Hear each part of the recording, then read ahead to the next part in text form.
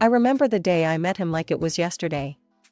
College was buzzing with the start of a new semester, and there I was, an eager young thing with a sketchbook under my arm, dreaming of becoming a top-notch designer. Then there was him, Jake, all charm and big dreams, talking loudly about changing the world one election at a time.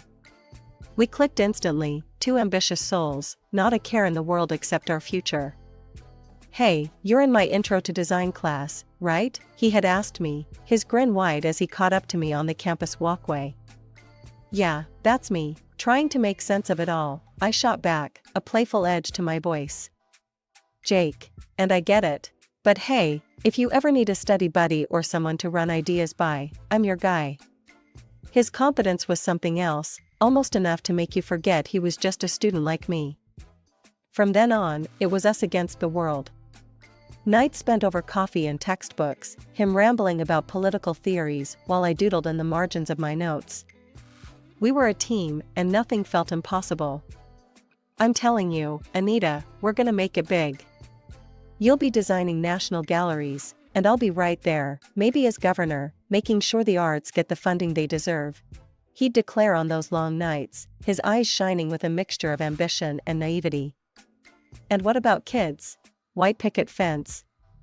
I'd tease, watching his face. He'd wave a dismissive hand. "Nah, not for us. We've got bigger plans. Who needs a fence when you can have the whole city?" It was all very romantic, in a youthful, dream big kind of way. We married before graduation, a small ceremony with just a few friends and family. It felt right, like we were setting off on an adventure together, not just tying the knot. As newlyweds, we were unstoppable. Jake quickly moved up from an assistant to the governor's aide to the head of the Department of Parks and Recreation. It seemed every month brought a new accolade or a step up the career ladder for him. He was a natural, shaking hands and kissing babies, always in the spotlight. At home, it was different. "How was your day?" became our routine conversation starter. "Busy as hell. Meetings back to back." "What about you, babe? How's the design world treating you?" I'd shrug, keeping it light. "Oh, you know, just another day of picking colors and convincing clients I know best." He'd laugh, but his eyes were often distant, mine still at work. I didn't mind, I understood. We were both hustling, after all. One evening, I came home, my mind buzzing from clinching a major deal that would put our department at the forefront of the industry. I was tired, my shoulders aching from the weight of my laptop bag and the day's stresses. Jake was already home, something that had become rarer these days. I clinched the Johnson account. The presentation went off without a hitch, I announced, hoping to share a piece of my day, looking for a flicker of shared excitement. "That's nice, babe," Jake said, not looking up from his papers scattered around the living room. "Listen, since you had a lighter day, could you fix dinner? I'm swamped. Meetings back to back, and I barely had lunch." I paused at the doorway, my coat half off, the words "lighter day" echoing in my head. Lighter day, Jake? It was an 8-hour showdown to secure a deal that boosts our entire fiscal year. He finally looked up, his eyes meeting mine with a shrug. "Yeah, but it's not like you're out there in the trenches, right? It's all just picking colors and convincing people to like your ideas." The dismissive tone stung more than I expected. "It's a bit more than that, Jake. This was a big win for us." Sure, he muttered, turning back to his papers. "But really, can you handle dinner? I'm beat." The conversation left a bitter taste in my mouth as I headed to the kitchen, my triumph overshadowed by his offhand remarks. Weeks passed, and the pattern continued. I was making strides at work, each step up the ladder marked by an increase in responsibility and income. The day I found out my salary had surpassed Jake's was a day of mixed feelings. I wanted to share it with him, but I hesitated, knowing his current state of mind. Finally, one night at dinner, I broached the topic, trying to keep it light. "You know, with the new accounts I brought in, it looks like I might be out-earning you this year." "Funny, huh?" Jake put down his fork, his expression unreadable. "Really? That's how you're going to bring it up?" I frowned, puzzled by his tone. Bring what up, Jake? It's good news. It means we're doing well, both of us. It's not we, Anita. It's you. And now I need to find a way to step up. I can't have people thinking I can't provide. I reached across the table, trying to bridge the gap his words had created. Jake, it's not a competition. It's our money, for our future. He pulled his hand back, shaking his head. It's not that simple. You don't get it. This is important to me. His words felt like a slap, dismissing not just my efforts, but our partnership. I thought we were in this together, Jake. When did it become just about you? Since I started being the one left behind, he shot back, his voice rising. You're there with your fancy deals and now out-earning me? What does that make me? It makes you my husband, I said, my voice soft but firm. Not my competitor. Jake scoffed, standing up abruptly. I need to think about this. Maybe look into other options, something that pays better. I watched him go, feeling the chasm widen. It wasn't just about money or success. It was about respect, understanding, and support, things that were becoming rarer in our conversations. That night, I lay in bed, turning over the day's conversation. It felt like we were worlds apart, living under the same roof, but walking different paths. I knew something had to give, but at that moment, I wasn't sure what or how. What I did know was that I couldn't let his insecurities dictate my success or our happiness. But fixing that was a puzzle I hadn't figured out yet. 15 years into our marriage, our life was a testament to outward success, a beautiful house, shiny cars, properties here and there, and bank accounts that would make anyone envious. But not everything that glitters is gold, and for Jake, it seemed the sheen was definitely starting to tarnish.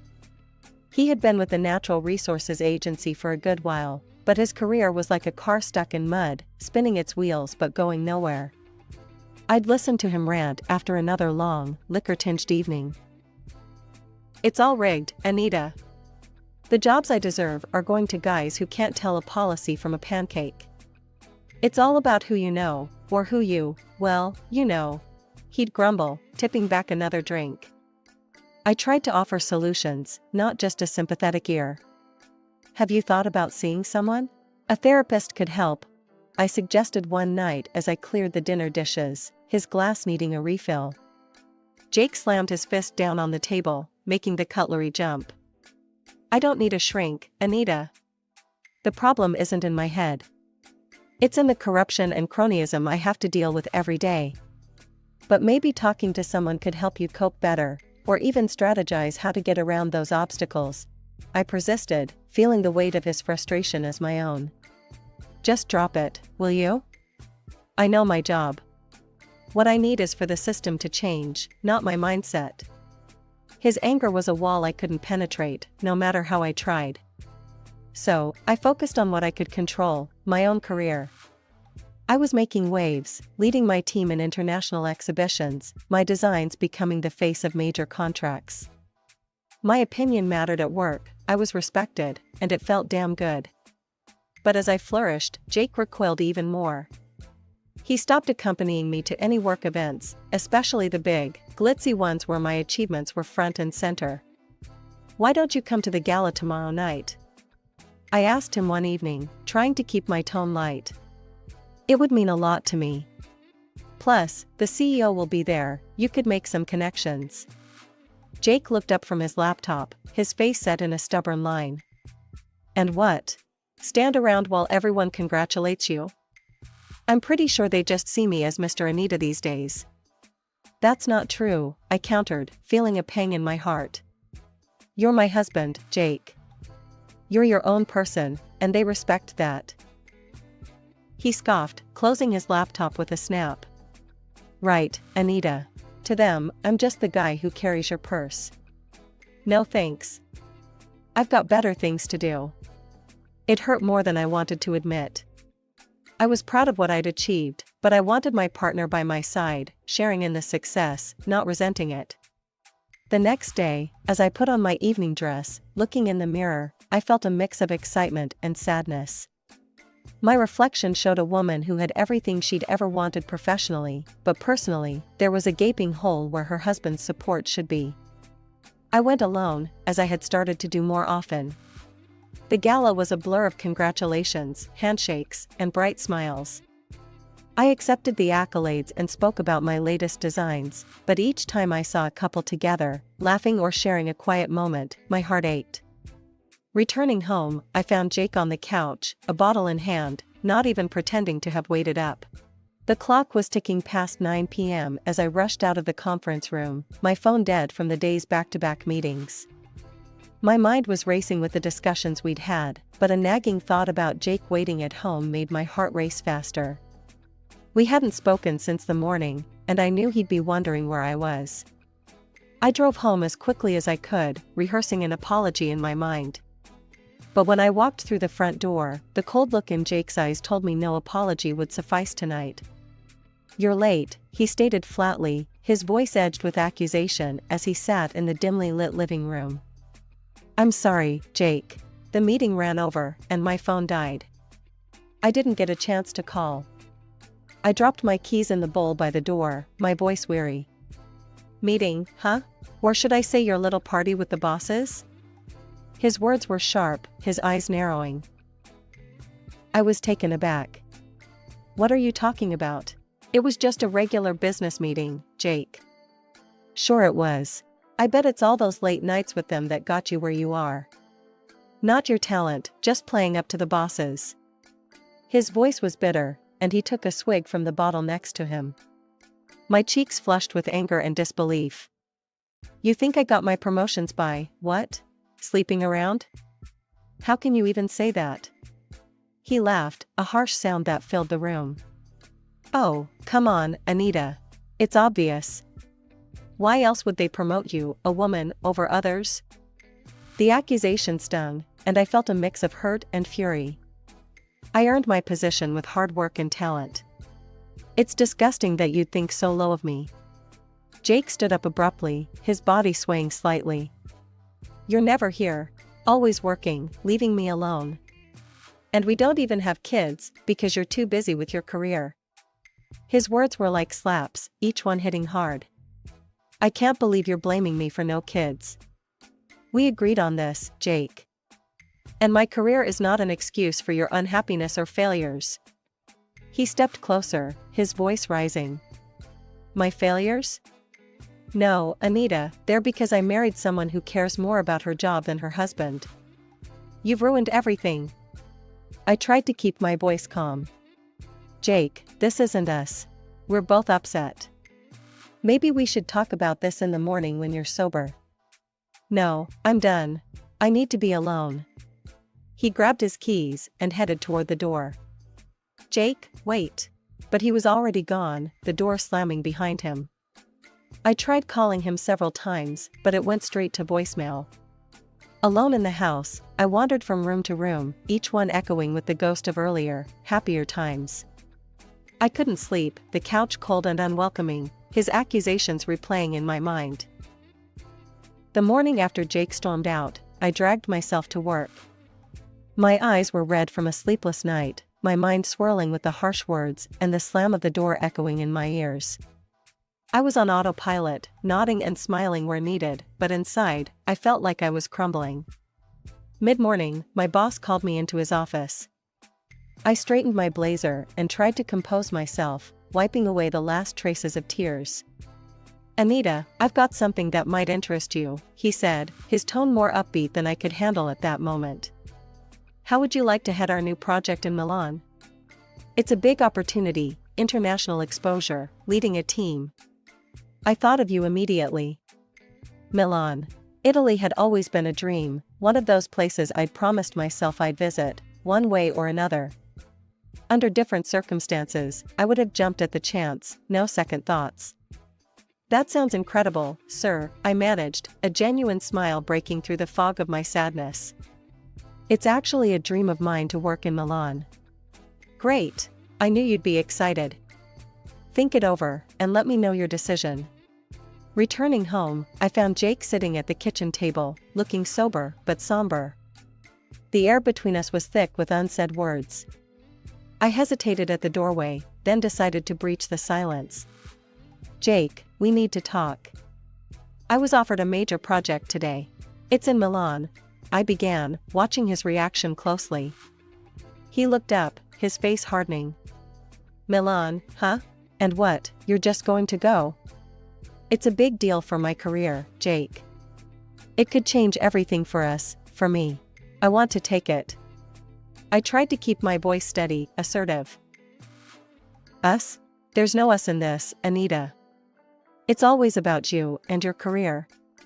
His voice rose, a bitter edge slicing through the quiet of the kitchen. I'm still the same person, Jake. I'm still your wife. Why can't you see this as something good for both of us? I pleaded, hoping for some sliver of understanding. There is no both of us if you choose to go to Milan. It's me or the job, Anita. Decide. His ultimatum hung in the air, stark and cold. Why do you make me choose, Jake? Why can't you be happy for me? My voice cracked, frustration and pain bubbling up. Because I need to know where I stand. Either you're with me, or you're there, living your dream without me.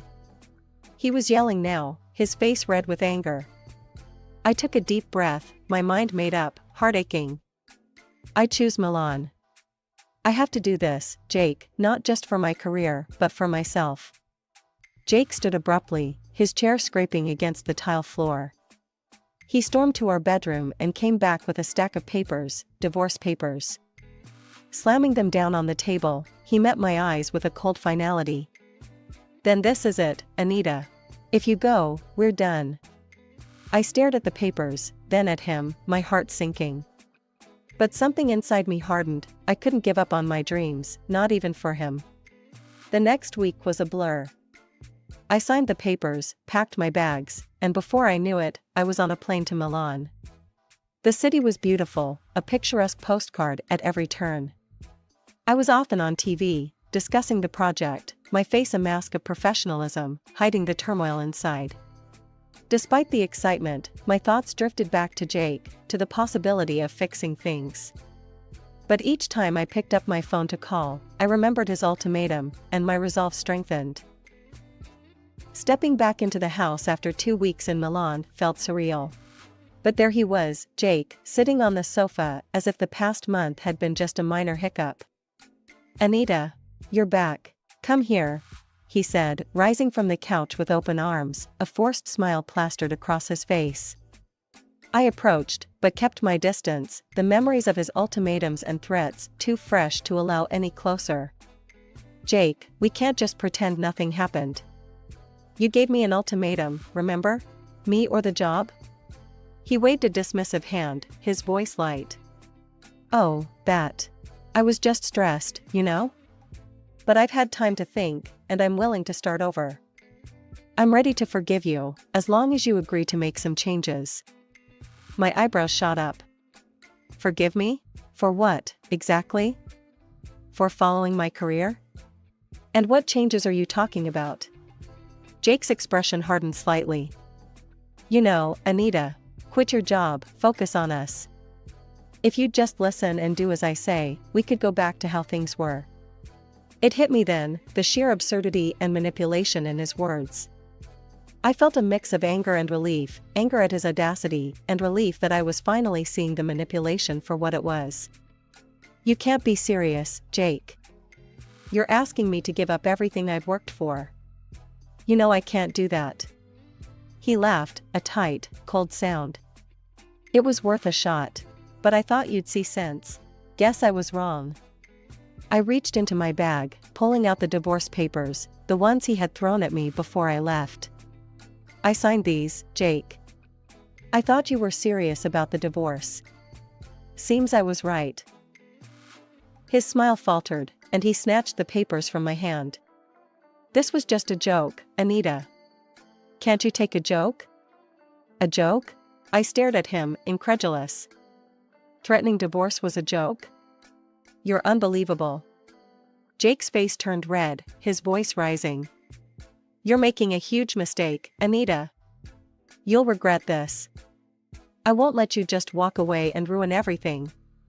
I'm not ruining anything. I'm saving myself, I said firmly. You've made it clear where I stand with you. It's time for me to move on. He stood, towering over me, his voice venomous. Fine. But you're not taking anything from here. This is my house, my things. You leave with nothing. I'll make sure everyone knows how you got to the top. I'll destroy you. Try it, and it'll backfire, I said calmly, though my heart was pounding. I've done nothing wrong. My conscience is clear. I went to our bedroom, packed a suitcase with essentials, some clothes, my design portfolios, personal documents. The rest didn't matter. I could replace things, but I couldn't replace peace of mind or self-respect. The morning after leaving the house, I made my way to my lawyer's office, my mind a whirlwind of emotions and plans. Walking into Mr. Carter's office, I found him looking over some papers, his glasses perched on the tip of his nose. He looked up, his expression serious. Anita, good to see you. Please, have a seat. Tell me everything. I took a deep breath and started recounting the recent events, not omitting the harsh words and threats Jake had hurled at me. And then he told me he'd make sure I wouldn't get a penny and would ruin my reputation, I concluded, my voice steadier than I felt. Mr. Carter's brow furrowed as he listened, jotting down notes. We need to take this seriously, Anita. Have you considered hiring a private investigator? We might find something that could help us in court. A bitter laugh escaped my lips, surprising even me. I'm ahead of you there, Mr. Carter. I hired one a few months ago, when things started to really go downhill. I didn't trust what was happening behind my back. Reaching into my bag, I pulled out a folder, thick with documents and photos, and handed it to him. Everything's in here. Turns out, Jake has been more than just verbally abusive. Mr. Carter opened the folder and began to examine the contents meticulously. His expression changed from concerned to outright shocked as he sifted through the photographs and reports. Anita, this is solid evidence. He's been taking bribes for approving certain city projects. And this, he pointed at a photo, shows him with his assistant at a not-so-professional event. Yes. And she's been more than just an assistant for quite a while, I added, feeling a mix of vindication and sorrow. Mr. Carter leaned back, pressing his fingers together, looking at me over his glasses. This changes everything. We not only have a strong case for the divorce on grounds of infidelity, but possibly more. His threats against you and this evidence could sway things significantly in your favor. The days leading up to the trial were tense. Jake's calls became more frequent and desperate. He alternated between begging me to come back and cursing my name. Each voicemail, each missed call, I saved and documented.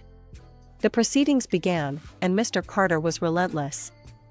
Your Honor, we have substantial evidence here not only of Mr. Thompson's infidelity, which has devastated my client, but also of his illegal activities related to his position at the Natural Resources Agency. Jake's face went pale as Mr. Carter laid out photo after photo, document after document, all while recounting the threats he'd made against me. When it was finally Jake's turn, he tried to dismiss the claims. These are all baseless accusations. She's trying to ruin my career because she's jealous. The judge looked over the rim of her glasses, unimpressed. We have substantial evidence before us, Mr. Thompson. Can you explain these transactions and these photographs? His voice faltered, his usual charm failing him under the weight of undeniable proof. I was just doing my job. Those photos are out of context. But it was too late. The evidence was overwhelming. After a brief deliberation, the judge spoke, her voice firm and clear. Given the evidence presented, I am awarding Mrs. Thompson financial compensation for the distress caused by the infidelity and threats. The division of property will be equal. With the past finally behind me, I threw myself into my work with a passion that hadn't felt this raw and real in years. Before I knew it, my dedication paid off. I was offered the position of creative director. It was a dream come true, a position I had eyed for years. I was out celebrating this new chapter at a cozy little bistro downtown with my closest friend, Laura, when my phone buzzed. The screen showed Jake's name, a sight that no longer caused my heart to skip in dread. "Ugh, it's Jake," I muttered, showing Laura the phone. "Are you going to answer it?" she asked, her eyebrow raised in that all too familiar, "Are you serious?" look. Curiosity got the better of me, and I answered. "What do you want, Jake?" "Hey, Anita. I've been thinking. I realized I made a huge mistake. Can we meet?